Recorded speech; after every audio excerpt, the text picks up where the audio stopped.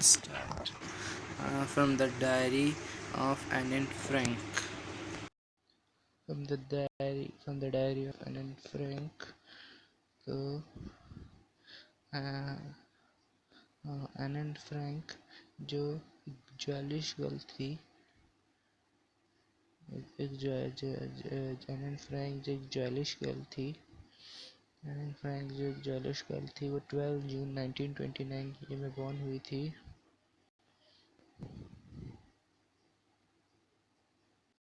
Anne Frank जो एक ज्वेलिश girl थी 12 जून 1929 को बॉर्न हुई थी और फरवरी और मार्च 1945 में उनकी डेथ हो गई थी। वो एक जर्मन गर्ल थी, एक ज्वेलिश गर्ल थी जिनने जो एक बुक लिखी थी। उन्होंने ये बुक लिखी थी, उन्होंने अपनी एक डायरी लिखी थी जो बहुत फेमस हुई थी।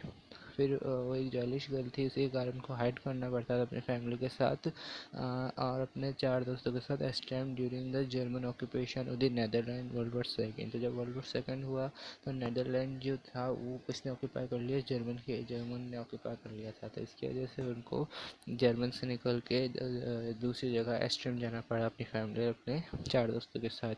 हर family had move to Amsterdam after the Nazis gained power to gain in power. Her family had moved to Estham after the Nazis gained power in Germany but were trapped when the Nazi occupation extended into the Netherlands. तो इसकी जो family थी उनको एस्टर्म जाना पड़ा क्योंकि नेजीज ने power gain कर लिया था जर्मनी में। पर जब नेजीज ने अपना पावर मतलब जब नेजीज ने नेदरलैंड को भी अपने अंदर कर लिया था तब वो पकड़े गए थे। As precaution against the Jewelist of population increases, the family went to hiding in July 1942 in the hidden room in her father Ottoman Frank office building। ठीक है, तो जो उनकी फैमिली थी वो कहाँ छुपी थी? जुलाई 1942 में वो छुपी थी। और उनके जो फादर थे ऑटोमन फ्रैंक, उनकी जो ऑफिस था वहाँ पे एक हिडन रूम था। ऑफिस की उनके जो ऑफिस था वहाँ पे एक हिडन रूम था वहाँ पे।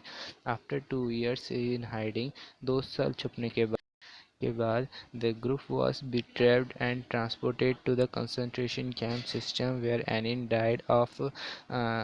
died of typhus in Bergen-Belsen within days of her sister Margaret Frank। ठीक है, तो एनिन जो थी वो जब वो भेजे गए थे कहीं और तब उनको एक डिसीज़ हो गई थी, थाइपस डिसीज़ का नाम है। और कुछ दिनों बाद उनकी बहन की मार्गोट फ्रैंक की भी डेथ हो गई थी। His father Otto the only survivor of the group returned to Amsterdam after the war ended. तो जैसे ही वॉर ख़त्म हुआ उसके बाद एस्ट्रम वापस से आए to find that her diary had been saved, convinced that it was a unique record. तो जो डायरी थी वो एक यूनिक रिकॉर्ड थी पूरे वॉर की और उनके साथ जो हुआ उसकी। He took action to have it publish in English under the name the diary of the young girl. तो उन्होंने वो बुक को पब्लिश कराया the diary of a young girl के नाम पे। वो डायरी बहुत चली। The diary was given to Anne Frank for her 13th birthday and the chronicle the event of her life from 12th June 1942 until his final entry of 1st August 1944. It was eventually translated from its original Dutch, the original language, into many languages and become one of the world's most widely read book। तो जो diary थी Anne Frank की वो उनको 13th birthday पे मिली थी उनके। और वो उनका 12 जून 1942 में उनका 13th बर्थडे था।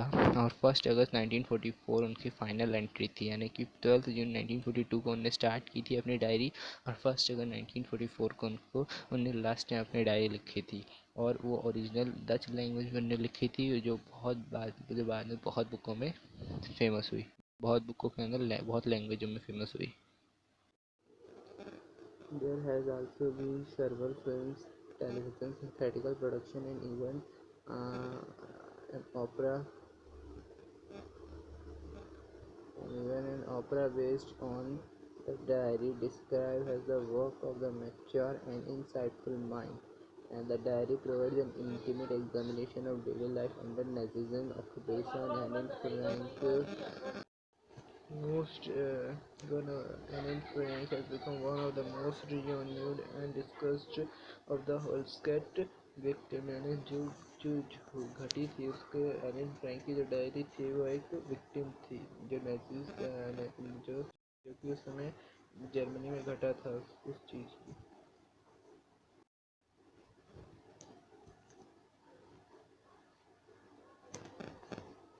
अब जो एनिन फ्रैंक ने अपनी डायरी में लिखा है उसका कुछ पार्ट हम चैप्टर में पढ़ेंगे। अब जो एनिन फ्रैंक ने अपनी डायरी में लिखा है उसका कुछ पार्ट हम अपनी में पढ़ेंगे। Writing in a diary is a really strange experience for someone like me. Not only because I haven't ever written anything before, but also only because it seems to me that later on either I nor anyone else will be interested in musings of the 13-year-old girl schooling girl. यानी कि writing in a diary में लिखना एक बहुत ही strange experience था मेरे लिए, क्योंकि इसलिए नहीं मतलब एनिन फ्रैंक ने डायरी में लिखते हैं इसलिए नहीं क्योंकि उनने पहले कभी कुछ नहीं लिखा, इसके लिए क्योंकि एक 13 ईयर ओल्ड गर्ल्स की म्यूजियम्स को यानी कि थॉट्स को कोई भी पढ़ने में इंटरेस्टेड नहीं होगा। Oh well it doesn't matters, I will feel like writing and I have greater need to get all kind of things off my chest. यानी कि वो जो भी सोचती है, जो भी उनके विचार है वो उस बुक में लिखना चाहते हैं, इसलिए उनको कोई फ़र्क नहीं पड़ता इस बात से कि कोई उनकी बुक को पढ़ने में इंटरेस्टेड है या नहीं।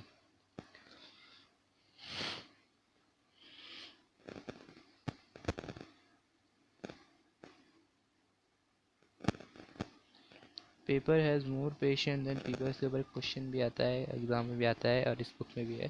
पेपर हैज़ मोर पेशेंस, ये एनिन फ्रैंक ने कहा था कि पेपर में बहुत पेशेंस होता है, क्योंकि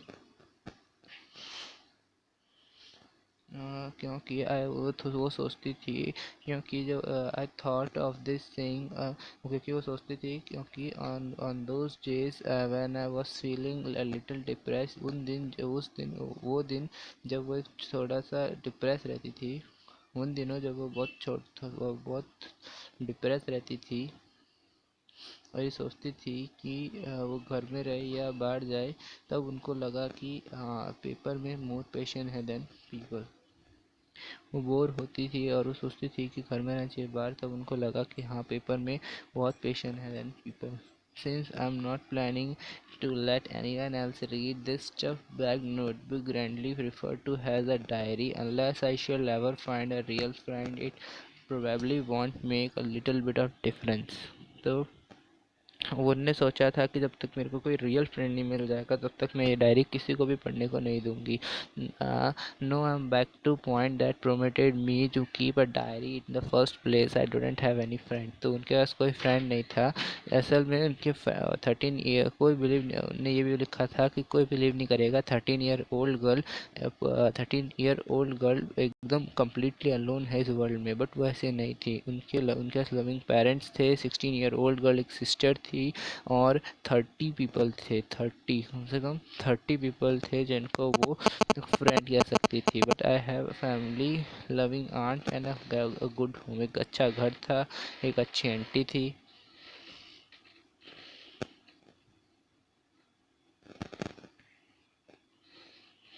एक अच्छी आंटी थी।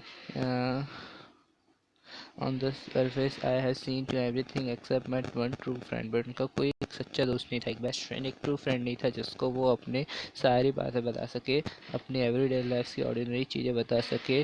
क्योंकि वो बोलती है we don't seems to be able to get any closure and that's a problem. यानी मैं किसी भी अपने दोस्त को, उनके 30 फ्रेंड्स है, उनके आजू बाजू 30 लोग थे जिनको फ्रेंड कह सकती थी, पर उनको उनमें से कोई भी उनका कोई फ्रेंड नहीं था, ट्रू फ्रेंड नहीं था। एक ट्रू फ्रेंड नहीं था बिकॉज वो किसी के साथ भी कॉन्फाइड नहीं हो पाती थी, यानी वो इंसान जिसको हम अपने दिल को खुल के बात बोल सके ऐसा कोई उनको मिला नहीं, कॉन्फाइड नहीं हो सकती थी। इसकी वही एक कारण था कि उनका कोई ट्रू फ्रेंड नहीं था। In any case, that's just how things are, and unfortunately, they are not legal to change. This is why I have started that diary. तो वैसे मतलब उनने मान लिया था कि ये कंडीशन तो अभी चेंज हो नहीं सकती, इसके लिए उन्हें डायरी लिखना भी शुरू किया. To enhance this image on the long waited friend in many imagination, I don't want jot down the fact in his diary the way most people will do, but I want the diary to be my friend and I'm going to call him name Kitty. यानी कि उन्हें अपनी तो वो इस diary के अंदर जैसे दूसरे लोग करते हैं, बहुत सारे पीपल करते हैं, अपनी डायरी के अंदर जो फैक्ट्स डालते हैं, अलग अलग चीज़ें डालते हैं, फैक्ट्स डालते हैं, अपने अपने थॉट्स डालते हैं. पर उन्होंने ऐसा नहीं किया. उनने अपनी डायरी को अपना फ्रेंड माना और उसको नाम दिया किटी. और उनने अपने डेली लाइफ को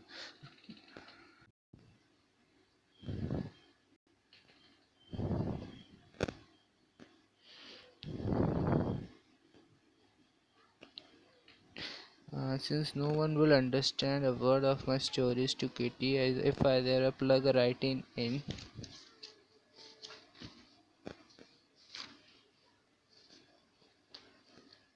Plank means fag writing. I had better provide a brief sketch of my life, much as I dislike doing so. यानी कि एक मेरी डायरी अगर कोई भी पढ़ता है तो वो कभी पढ़ नहीं पाएगा, बिकॉज क्योंकि मैंने उसमें अपने थॉट्स डाल दिए. प्लंग राइट इन यानी कि फैक्ट राइटिंग. अगर मैंने उसमें फैक्ट्स लिख दिए, अपने अपने अपने थॉट्स के अलावा कोई भी फैक्ट्स लिख दिए, तो कोई भी उसे पढ़ने में इंटरेस्टेड नहीं होगा, ना कोई पढ़ेगा.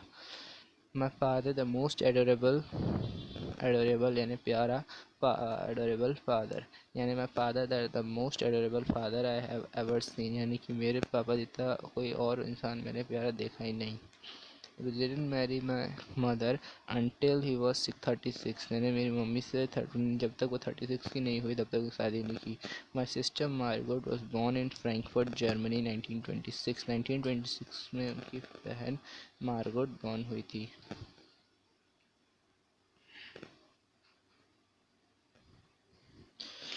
I was born on 12 June 1929. तो ये इम्पोर्टेंट है कि मार्गोट कब बॉर्न हुई थी, 12 जून.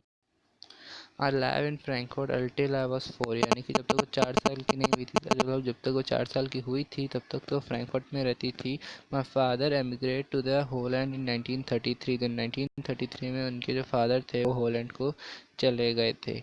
1933 के अंदर उनकी मदर जो है एरिथ होलैंडर फ्रैंक, वो भी हॉलैंड चली गई थी सितंबर में. और मार्गोट यानी उनकी जो बड़ी सिस्टर है, और वो एचिन रुके थे अपनी ग्रैंड माँ के पास.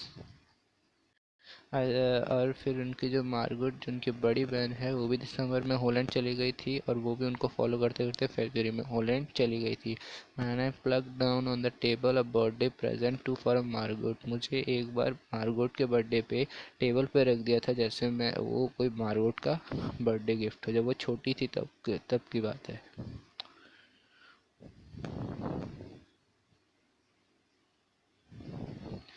I started right away at the monster nursery school. यानी कि उनके स्कूल का नाम है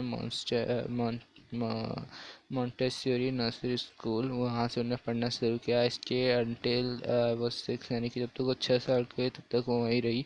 eight which time I started in first form का मतलब है फर्स्ट क्लास. यानी कि फर्स्ट क्लास में आई जब तक तो वहीं रही. In the 6th form my teacher was mister cuprous.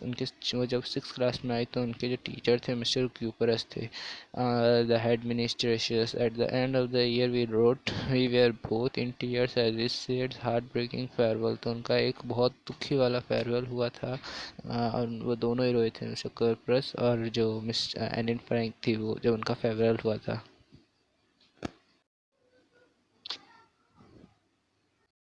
हाँ तो वापस एक बार बता रहा हूँ. ग्रैंड माँ जो थी उनका वो जनवरी 1942 को उनकी डेथ हो गई थी. और उनके मरने के बाद भी एनिन फ्रैंक उन्हें कितना प्यार करती थी वो बता नहीं सकती है. और उनका जब बर्थडे आया था 1942 में, और जब उनने सेलिब्रेशन किया था उस समय भी उनने अपनी ग्रैंड माँ के लिए कैंडल लगाए थे उनकी शांति के लिए. और ये सब होने के बाद भी उनके वो जो चार थे, यानी वो ऑटो फ्रैंक, उनके जो फादर है, और उनकी जो मदर है एडिथ होलैंडर फ्रैंक, और उनकी जो बहन है मार्गोट फ्रैंक, और खुद एनिन फ्रैंक, ये चारों के चारों बहुत अच्छे थे, सही थे और तंदुरुस्त थे।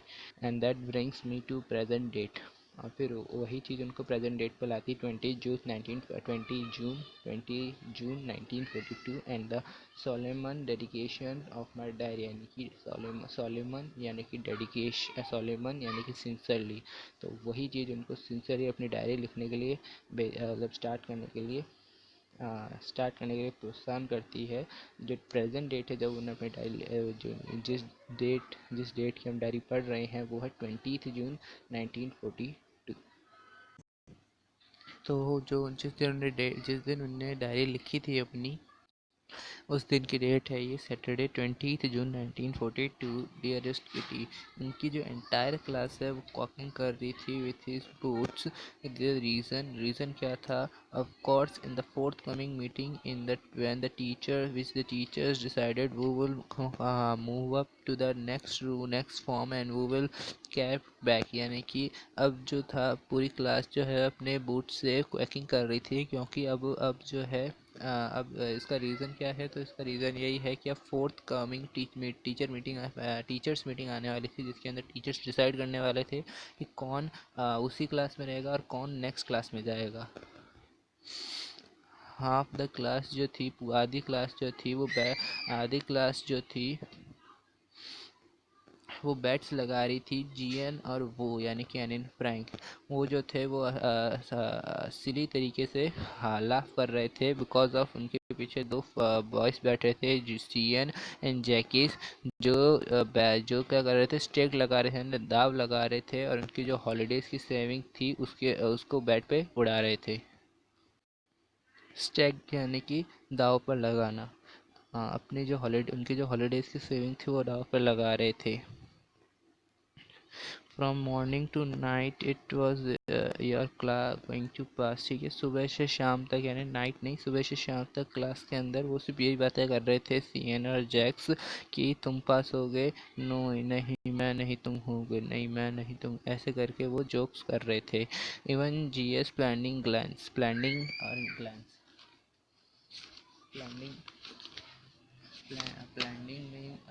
मीन्स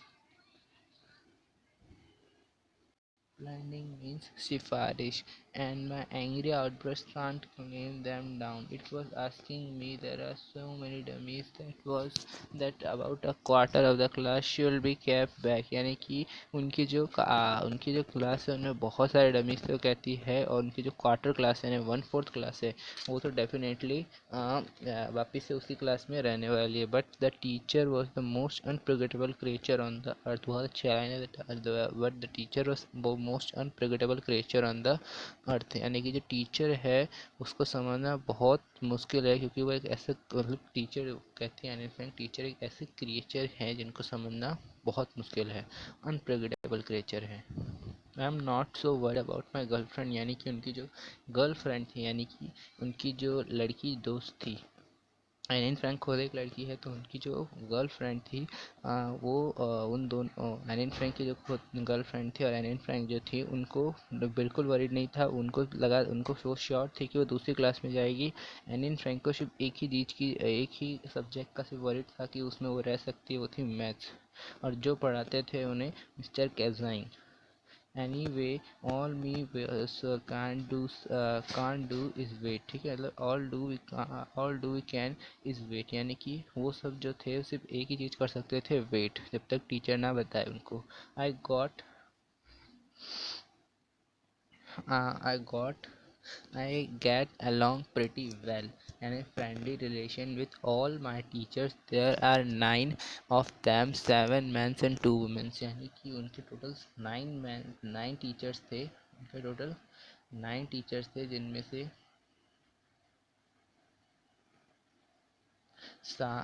से 7 मैन और 2 वुमेन्स थी।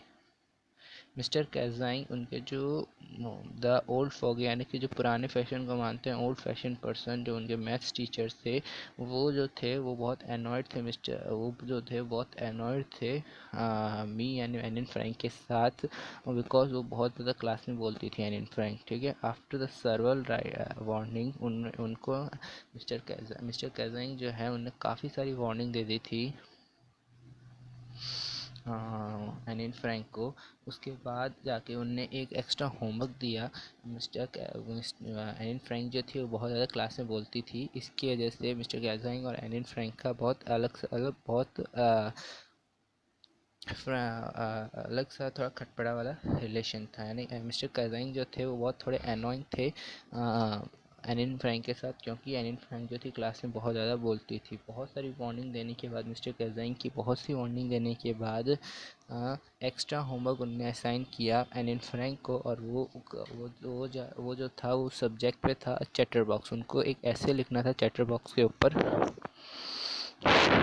और उनने what can you right about that, तो वो बोलती है क्या लिख सकते हैं इसके ऊपर। I had worry and that later I decided I jotted down the little title my notebook tucked in my bag and tried to kept quite. यानी कि उसके बाद उन्होंने क्या किया, ऐसे ऐसे चैटर बॉक्स इसके ऊपर ऐसे सब्जेक्ट के ऊपर कैसे ऐसे लिखा जाता है, पर फिर भी उनने अपनी नोटबुक में ये चीज़ लिख के और अपने बैग में अपनी नोटबुक को रख के चुपचाप वो बैठ गई।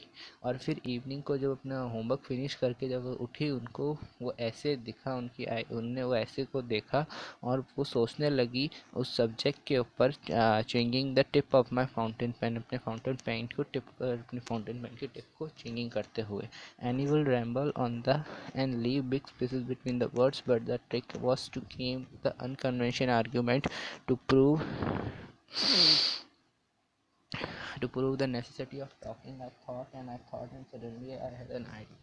उसने बहुत सोचा, उसके बाद उनको आइडिया आया कि उनको क्या लिखना है। I wrote the 3 pages mister Keesing had assigned me and right satisfied I argued that talking is the student trait and that I would do my best to keep it my under control। यानी कि उनने बहुत सोचा, उसके बाद यही लिखा कि 3 पेजेस उनने लिखे जिससे मिस्टर कैज़ाइंग जो खुश हो जाए, सेटिस्फाइड हो जाए। उनने ये लिखा कि जो ट्रेट जो बोलना है वो स्टूडेंट की ट्रेड है, यानी कि कैरेक्टरिस्टिक्स है स्टूडेंट का, और वो जो एनिन फ्रैंक है उसने उसे कंट्रोल कर रखा है, ऐसे उन्होंने लिखा है। But that I will never be able to cure my self, but मैं उससे अच्छी तरह से क्योर नहीं कर पाती। उसका रीज़न ये है कि उनकी जो ये हैबिट है बातें करने की, वो उनको अपने मदर से मिली, क्योंकि उनकी मदर भी बहुत ज़्यादा, उन्होंने ऐसा लिखा है कि उनकी जो मदर जो है वो भी बहुत ज़्यादा बोलती है। इसकी वजह से I didn't, if not more, that there was not much you can do about inherited trait। यानी कि उनकी मदर जो है वो भी बहुत ज़्यादा बोलती है, सर ने लिखा है, और ये मेरे को जो उनको जो टॉकिंग का ट्रेट है ये इनहेरिटेड मिला है, यानी कि उनके फादर मदर से मिला है। इसकी वजह से वो उसे क्योर नहीं कर पाती। उनने बस छोटा सा रीज़न दिया है कि इन उन्होंने बस छोटा सा रीज़न दिया है कि जो उनको ऐसे लिखना था ऑन द चैटर बॉक्स, उसके ऊपर उन्होंने क्या लिखा है कि उन्होंने 3 पेजेस लिखे हैं मिस्टर कैज़ाइंग को सेटिस्फाई करने के लिए। उसमें क्या लिखा है, उन्होंने ये लिखा है कि स्टूडेंट को जो बातें करने का ट्रेट, और स्टूडेंट जो बोलते हैं बहुत ज़्यादा, वो एक ट्रेट है, यानी कि स्टूडेंट्स का एक ट्रेट होता है टॉकिंग करना। ट्रेट यानी कि कैरेक्टर, यानी कि स्टूडेंट का एक कैरेक्टरिस्टिक्स होता है, ट्रेट होता है, यानी कि कैरेक्टरिस्टिक्स होता है बातें करना। और जो एनिन फ्रैंक है वो बोलती है कि मैंने इसको कंट्रोल कर रखा है, बट मैं उसे कभी भी अपने कंट्रोल कर रखा, पर मैं इसको कभी भी अपने क्योर नहीं कर पाती, यानी मैं इसे बातें करने को रोक नहीं सकती, क्योंकि ये शायद इनहेरिटेड ट्रेट है जो मेरी मदर से मिला है, क्योंकि वो भी बहुत ज़्यादा बातूनी है, मतलब बातें करती है। सॉरी, आई मीन बातें करती है बहुत ज़्यादा, वो भी बातें करती है। उनकी जो मदर है वो बहुत ज़्यादा बातें करती है, इसलिए वो कहती है कि मेरी मम्मी बहुत ज़्यादा बातें करती है और ये मुझे एक इनहेरिटेड ट्रेड मिला है बातें करने का, इसके इसलिए मैं उसको क्यों नहीं कर पाती। Mister Keesing had a good laugh at my argument. इस आर्ग्यूमेंट में मिस्टर कैज़ाइंग ने बहुत अच्छा लाफ किया। इसके बाद भी इन्हें एक सेकंड ऐसे इसके बाद भी इन्हें एक सेकंड ऐसे मिला, क्योंकि वो क्लास में फिर बातें की तो इन्हें फिर पनिशमेंट मिली और इन्हें एक सेकंड ऐसे असाइन हुआ। द इनकॉरेबल चैटर बॉक्स, इनके ऊपर भी इन्हें बहुत अच्छा लिखा और मिस्टर कैज़ाइंग ने इस बार भी उनको कुछ कहने का मौका नहीं मिला। उन्हें 2 लेसन्स तक मिस्टर कैज़ाइंग उसे कुछ नहीं कह पाए, क्योंकि इन्हें बहुत अच्छा इसके ऊपर ऐसे लिखा था, the incorrigible chatter box. But finally Anne Frank ने बट फाइनली थर्ड लेसन के दौरान जब वो बहुत ज़्यादा बातें कर रही थी, उनने वो बहुत ज़्यादा मतलब टॉकिंग कर रही थी क्लास के अंदर। उनने एक ऐसे दे दिया, क्वाक क्वाक क्वाक से मिस्टर चैटरबॉक्स। किसने? हमारे जो मिस्टर कैज़ाइन है उनने एन फ्रैंको, क्योंकि बहुत ज़्यादा था उन वो थर्ड लेक्चर के टाइम वो बहुत ज़्यादा टॉकिंग कर रही थी। पहले दो के अंदर तो वो कुछ नहीं बोले, क्योंकि उनने एन इनकरेडिबल चैटरबॉक्स बहुत अच्छा लिखा था, इसलिए मिस्टर चैटरबॉक्स कुछ नहीं बोल पाए। और थर्ड लेक्चर के टाइम भी वो बातें कर रही थी, इसलिए उनने उसे एक और ऐसे दे दिया, थर्ड ऐसे दे दिया, quack quack quack sent Mr Chatterbox. उसके अंदर भी वो बहुत उसके अंदर वो ऐसा चैटर वो ऐसा ऐसे था जिसके ऊपर पूरी क्लास रोड की थी और वो भी हंसी थी। यानी उसके वो ऐसे था जिसके ऊपर वो भी हंसी थी और पूरी क्लास हंसी थी कि ऐसा कोई ऐसे होता है क्या। Thought I had nearly execute my integrity on the topic of chatterbox. It was the time to come up with something else, something original। यानी कि इस बार उन्होंने सोचा कि कुछ अलग लिखते हैं, कुछ ओरिजिनल, कुछ नया लिखती है। तो उन्होंने अपनी फ्रेंड सैनी जो है उसकी मदद ली, जो एक बहुत अच्छी पोइट्री लिखती है, और उनने ऑफर किया, और उस सैनी ने उसे ऑफर किया कि मैं तुम्हारी हेल्प करती हूँ ऐसे लिखने में। और फिर उन दोनों ने मिलकर एक वर्ड्स के अंदर ऐसे लिखा। वर्ड्स उनने एक वर्ड्स के अंदर ऐसे लिखा, यानी कि एक पोइट्री फॉर्म के अंदर उनने पोइट्री फॉर्म में पूरा ऐसे लिखा। And I jumped for a joy, mister Keesing was trying to play a joke on me with the ridiculous subject, but I had make sure the joke was on him. यानी कि mister कैजिंग ने ऐसे उन्हें इसलिए दिया था ताकि वो एन फ्रैंक का मजाक उड़ा सके। बट जो एन फ्रैंक है उसने एक वर्ड्स के फॉर्म में यानी एक पोइट्री के फॉर्म में quack quack quack mister chatterbox को लिख के ऐसा कर दिया है कि मिस्टर कैज़ाइन का ही अब जोक बन जाएगा। मून ने जैसे ही वो लिखती है अपनी डायरी में, I finish my poem and it was beautiful. It was about a mother duck and a father swan. यानी कि उनने जो quack quack quack mister chatterbox लिखी है वो किसके ऊपर लिखी है? फादर जो स्वान है और एक मदर डक के ऊपर। फादर स्वान जो है उसकी जो थ्री बेबी डकलिंग्स होती है उनको मार देता है, मार देता है, बिकॉज वो बहुत ज़्यादा क्वाक करती है। यानी कि उनने बहुत अच्छी स्टोरी लिखी थी। एक बार फिर बताता हूँ। उनने अपने ऐसे में क्या लिखा था कि एक मदर डक होती है और एक फादर स्वान होता है, जिनके थ्री बेबी डकलिंग्स होती है। और जो फादर होता है वो अपनी तीनों बेबी डकलिंग्स को मार देता है, बिटन करके। यानी कि मार के मार देता है, डेथ कर देता है। उन सब की बहुत मारता है, उनकी डेथ कर देता है तीनों बेबी डकलिंग्स की। वाई? बिकॉज ऑफ वो बहुत ज़्यादा क्वाक करती थी, यानी वो बहुत ज़्यादा बातें करती थी, बहुत ज़्यादा बोलती थी, इसकी वजह से वो उन्हें मार देता है। और लकीली मिस्टर चैटरबॉक्स ने इसे एक जोक के वे में ही लिया, और इसे एक जोक के वे में लिया है, और इसको जो है रीड किया उनकी जो क्लास थी उसके अंदर उन्हें रीड किया उस पोएम को, और अपने कमेंट्स को उसके अंदर जोड़ा। And to several other classes as well. यानी कि उस quack quack quack mister Chatterbox जो एक स्वान, एक मदर डक और तीन बच्चों पे लिखी है, एक as a joke like poem, उसको अपनी अदर क्लासों के अंदर भी उनने सुनाया। Since they have been allowed to talk and haven't been assigned any extra homework। और इसके बाद उन्हें ना ही कोई एक्स्ट्रा होमवर्क मिला और उन्हें ये परमिशन मिल गई कि वह उनकी क्लास में बातें कर सकती है। On the contrary mister Keesing always making jokes this days. और उसके अलावा और क्या हुआ, यानी कि इनको कोई और होमवर्क नहीं मिलता था और उनको उनकी क्लास में परमिशन मिल गई थी बातें करने को। इसके अलावा क्या हुआ, मिस्टर कैजिंग जो है उसको always making jokes this days. यानी कि उसके अलावा क्या हुआ कि मिस्टर कैजिंग जो है जोक्स भी इस बार मारना शुरू कर दिए थे क्लास के अंदर। Complete this chapter and thank you.